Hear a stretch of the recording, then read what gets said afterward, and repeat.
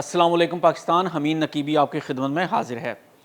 ناظرین، مجھے روز کہا جاتا ہے کہ میں قذافی تھامس سنکارا کی طرح مارا جاؤں گا، لیکن اگر میری موت افریقہ کو آزاد کر دے تو مجھے اس پر کوئی افسوس نہیں ہوگا۔ یہ الفاظ کسی شاعر کے نہیں، کسی انقلابی کتاب کے نہیں، یہ الفاظ ہیں برکینا فاسو کے موجودہ صدر ابراہیم تراوڑے کے۔ اور سوال یہ ہے، آخر ایک صدر کو زندگی بچانے کے لیے موت کی بات کیوں کرنا پڑ رہی ہے؟ رات کے 1 بجے افریقہ کے خاموش دارالحکومت میں افواہ پھیلتی ہے کہ صدر کے خلاف بغاوت ہو چکی ہے۔ فون بجنے لگتے ہیں، سڑکیں بھرنے لگتی ہیں اور ایک عجیب منظر بنتا ہے۔ ہزاروں نوجوان نہ ہتھیاروں کے ساتھ، نہ کسی پارٹی کے جھنڈوں کے ساتھ صدر کے محل کے باہر انسانی دیوار بن جاتے ہیں۔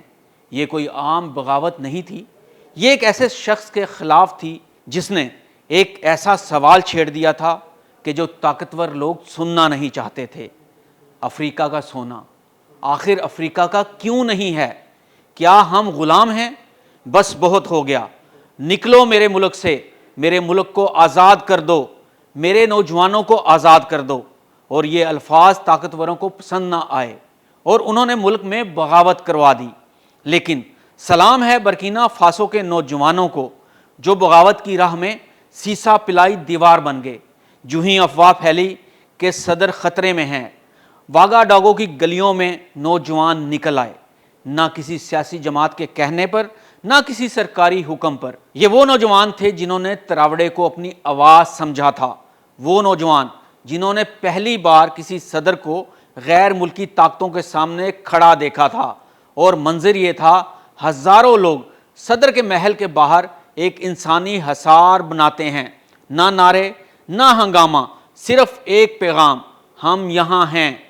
تو آئیے ناظرین اب دیکھتے ہیں کہ بغاوت کیوں ناکام ہوئی۔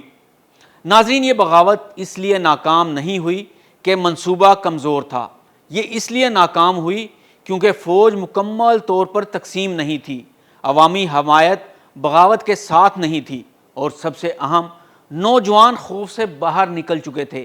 جب کسی ملک میں عوام سڑک پر آ جائیں تو بندوقیں پیچھے ہٹ جاتی ہیں۔ یہی ہوا، چند گھنٹوں میں حرکتیں رک گئیں، رابطے منقطع ہو گئے اور بغاوت خاموشی سے دفن کر دی گئی۔ ناظرین، برکینا فاسو دنیا کے نقشے پر ایک چھوٹا سا ملک ہے، لیکن زمین کے نیچے اربوں ڈالر کا سونا موجود ہے۔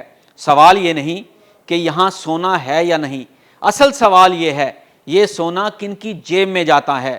برسوں تک غیر ملکی کمپنیاں، مغربی معاہدے اور خاموش حکمران، لیکن پھر آیا ایک نوجوان کپتان جس نے اقتدار میں آتے ہی کہا، ہم بھوکے ہیں کیونکہ ہم غلام ہیں اور اسی لیے ہم غریب ہیں۔ یہ وہ لمحہ تھا جب کھیل بدل گیا۔ تراوڑے نے وہ کام کیے جو افریقہ میں اکثر لیڈر سوچتے تو ہیں لیکن کرتے نہیں۔ فرانسیسی فوج کو نکال دیا گیا، سونے کے معاہدے چھیڑ دیے، غیر ملکی کمپنیوں سے پوچھا کہ حساب کہاں ہے، کتنا سونا نکال چکے ہو؟ اور تاریخ ہمیں بتاتی ہے، جب بھی کوئی افریقی لیڈر وسائل پر ہاتھ ڈالتا ہے، حساب مانگتا ہے، تو 3 چیزیں اس کے پیچھے آتی ہیں۔ نمبر 1 دباؤ، نمبر 2 سازش، اور نمبر 3 اس کے خلاف بغاوت۔ قذافی کے ساتھ بھی یہی ہوا، تھامس سنکارا کے ساتھ بھی یہی کچھ ہوا، اور اب نام ہے ابراہیم تراوڑے۔ افریقہ کو چھوڑ دیں، 2 روز پہلے وینزویلا کے صدر کے ساتھ بھی یہی کچھ ہوا۔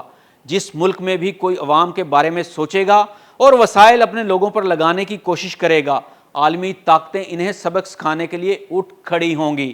ناظرین، اطلاعات کے مطابق یہ بغاوت کھلے ٹینکوں یا توپوں کے ساتھ نہیں آئی، بلکہ خاموشی کے ساتھ۔ کچھ سینئر فوجی افسران، کچھ سیکیورٹی نیٹ ورکس اور کچھ نامعلوم رابطے۔ یہ وہ طریقہ ہے جسے افریقہ میں سافٹ کاپ کہا جاتا ہے، یعنی بغیر اعلان، بغیر فائرنگ، اقتدار پر قبضے کی کوشش۔ لیکن ایک چیز ان کے اندازوں میں شامل نہیں تھی کہ نوجوان اپنے لیڈر کے تحفظ کے لیے اٹھ کھڑے ہوں گے۔ اب یہاں ایک اہم سوال پیدا ہوتا ہے کہ یہ بغاوت صرف اندرونی طور پر تھی یا اس میں کچھ بیرونی عناصر بھی شامل تھے؟ یہاں سے اصل گیم شروع ہوتی ہے۔ کیا واقعی یہ صرف اندرونی اختلافات تھا یا پھر وہی پرانی کہانی ہے جو ہم نے پہلے بھی دیکھی ہے؟ ذرا پیچھے چلیں۔ بیرونی مداخلت الزام نہیں، پیٹرن ہے۔ یہ ایک حقیقت ہے کہ افریقہ میں ہر وہ لیڈر جو وسائل پر بات کرتا ہے اکیلا نہیں رہتا۔ لیبیا میں قذافی نے جب تیل پر کنٹرول کی بات کی تو تحفظ شہری کا نعرہ لگایا گیا۔ کانگو میں جب معدنیات کا سوال اٹھتا ہے تو خانہ جنگی شروع ہو جاتی ہے۔ مالی، نائجر، برکینا فاسو نام بدلتے ہیں، طریقہ ایک جیسا رہتا ہے، پہلے دباؤ، پھر عدم استحکام، اور پھر اندرونی ہاتھ، اور آخر میں اقتدار کی تبدیلی۔ یہ کہنا کہ ہر بغاوت کے پیچھے بیرونی ہاتھ ہوتا ہے شاید سادہ ہو، لیکن یہ کہنا کہ کوئی بیرونی دلچسپی نہیں ہوتی یہ تاریخ کے خلاف ہوگا۔ سونا، معاہدے اور خاموش مفادات، یاد رکھیں یہ سب اس کے بعد ہوا جب سونے کے معاہدے دوبارہ دیکھے گئے، غیر ملکی کمپنیوں سے حساب مانگا گیا اور ریاستی کنٹرول کی بات سامنے آئی۔ سوال یہ نہیں کہ کون سا ملک شامل ہے، اصل سوال یہ ہے کون سا ملک اپنے مفادات خطرے میں دیکھ رہا ہے، اور جب مفادات خطرے میں ہوں تو اندرونی لوگ ہمیشہ مل جاتے ہیں۔ اور سب سے آخری حقیقت، بغاوت صرف ایک علامت ہے، یہ بغاوت اختتام نہیں تھی، یہ ایک انتباہ تھا۔ ابراہیم تراوڑے کو خود علم ہے کہ یہ آخری کوشش نہیں ہوگی، اس لیے وہ کہتا ہے اگر میری موت افریقہ کو آزاد کر دے تو مجھے اس پر کوئی افسوس نہیں ہوگا۔ یہ الفاظ بہادری نہیں، یہ تجربہ بول رہا ہے اور عوام کا ساتھ بول رہا ہے۔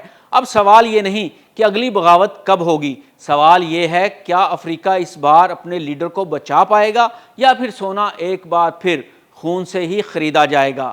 یہ کہانی ابھی ختم نہیں ہوئی ناظرین، یہ محض ایک بغاوت کی کہانی نہیں، یہ سونے، سامراج اور ایک نوجوان نسل کی بیداری کی کہانی ہے۔